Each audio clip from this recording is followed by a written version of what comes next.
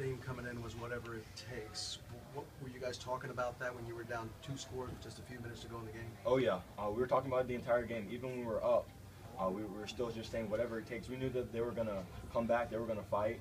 They're a good football team, so we were able to withstand that. When we were down by 2 scores, I was just talking to the offense, just said we were down by 2 scores at the beginning of the first half. And we scored 2 touchdowns at the end, so we can do the same thing here, and we were able to do that. Josh, talk about the dynamic you're bringing to this offense, the ability to run and make things happen with your feet, and that opens up the passing game as well. It does. It keeps the defense on their heels, and we're able to have a balanced attack.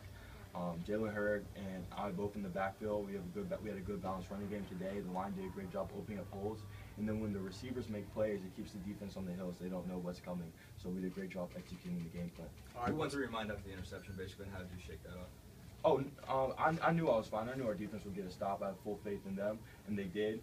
We got great field position afterwards, and we were able to capitalize on it. Josh, you took your team 85 yards down the field with a minute 23 left. What do you think you proved to your teammates tonight? I don't think I proved anything. They knew I had it. They knew I had it. They had my back all week, all last week. I just told the defense that we got your back. As many points as the other team puts up, we'll put up more to win. All right, you get the ball first in overtime. Pressure's on a little bit. What's the feeling now? Our goal is just to score. Our goal, if we don't score a touchdown, we want to make it a manageable field goal. We were able to do that.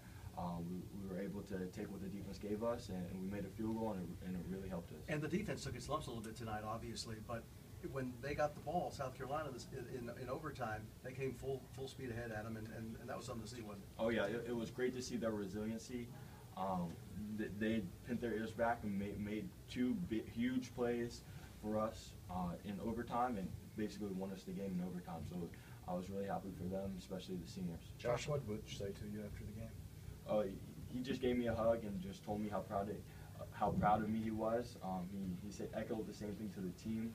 It just showed our character, how we fought back from down 14 with a couple minutes left in the game. Just showed our character as a football team. Just what worked on the last drive of regulation, basically got the ball with 123 left and no timeouts. What were you trying to do and what worked? In practice, we do a lot of 2-minute drills in practice on Wednesdays. So we just referred back to our game plan. We knew the situation, we had no timeouts and how far we had to get, and we needed a touchdown. So we were able to execute, take what the defense was giving us, and just move the ball down the field. And on the touchdown pass, were you about to run, or did you spot him at the very last second? Oh no, that was my 3rd read in the progression. I was able to.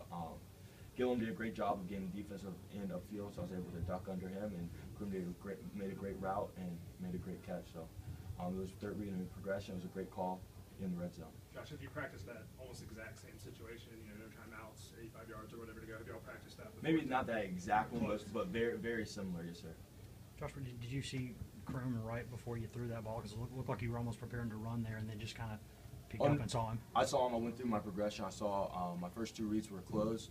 I had to make a guy miss, and then Kroom opened wide up. The defense over pursued it, so it was a great call. What goes through your mind when he's that wide open, though? I mean, you see a guy with no one around him, and you're just thinking like, oh, like I just put it on him, don't miss. Right there. Yeah.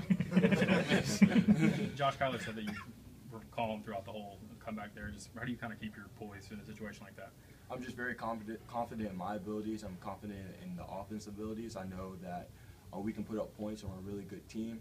We have really good playmakers. So I know that when I have the ball in my hand, my goal is to distribute the ball and just stay within the scheme of the offense. If I do that, I know we can be successful. Josh, so much of what quarterbacks are judged on are leading teams from behind in late situations. Just, how much confidence do you walk off that field with having gotten it done? I have a lot. I had confidence walking on the field. I have a lot more walking off the field. I know that my team will fight. I know that we'll do whatever it takes to win. We showed it tonight, and we got to keep moving forward over the next 2 weeks. Josh, while I was working with you and Pig there late, was that Pig finding soft spots, or is that something y'all saw on the defense? Yeah, Pig did a great job of finding the holes in the defense and sitting down. We had good play calls just to get him open, and when he got the ball in the hand, he was able to get some big yardage for us. Is this bye week coming at a good time for you guys, you think? Yes, sir, it is. It's a good time for us to regroup, get focused, and get ready for the home stretch of the season. Josh, when you think about just the past 2 weeks in general, I mean, you're preparing maybe to redshirting. I know you're going through every day thinking that you're going to, you might have to go in there and play, but what's the past 2 weeks kind of been like for you, kind of leading up to this? I mean, I imagine 14 days ago or so you wouldn't have thought this was coming. From the beginning of the season, I was always prepared. We saw what happened last year. So I knew going in through my practice, my preparation, I had to be prepared to play no matter what. And then when my number got called, I've been able to execute. We've had some great game plans for the past 2 weeks. So we just got to keep moving forward and keep taking positive steps. Take 2 more.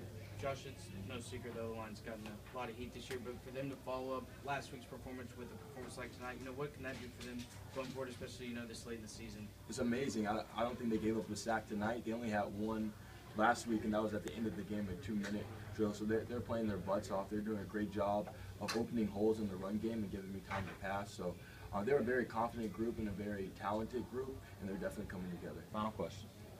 Josh, when you thought that maybe you were going to redshirt and you found out you were going to play, was there any like maybe a little bit of frustration there, thinking, okay, late in the season again, I could have used this year for development? Did any of that run through your head?